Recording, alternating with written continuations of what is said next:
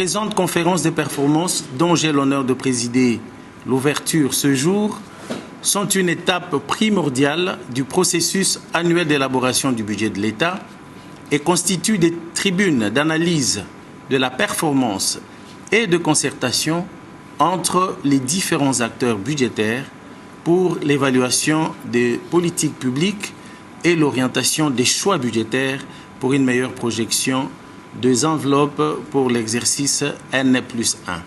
La LOFIP, promulguée depuis 2011, consacre une gestion par la performance à travers notamment l'instauration du budget programme, mode de gestion par lequel l'allocation des crédits budgétaires est opérée au profit d'actions à mener dans le cadre des politiques publiques.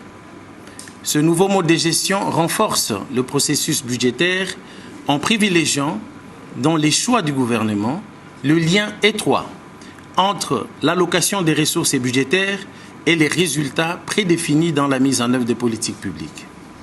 En effet, les conférences de performance sont un cadre d'échange, des débats et des discussions consensuelles autour des programmes sectoriels.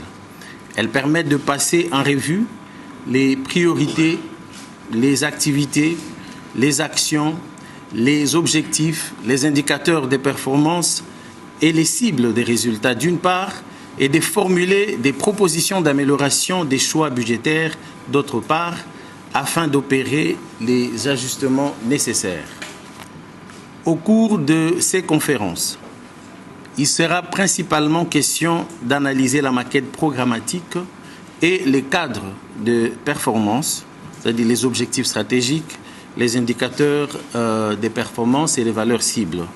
Je me réjouis du fait que pour cet exercice, 3 innovations majeures vont être intégrées dans vos échanges.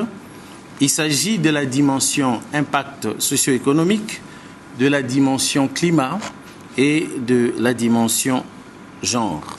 Nous espérons donc que ces améliorations vont contribuer à l'amélioration de la notation de notre pays. Également profiter de cette occasion pour rendre un vibrant hommage à son Excellence Monsieur le Président de la République, chef de l'État, Félix Antoine Tshisekedi Tshilombo, pour sa ferme détermination de faire basculer progressivement la gestion de l'action de l'État vers une gestion axée sur les résultats.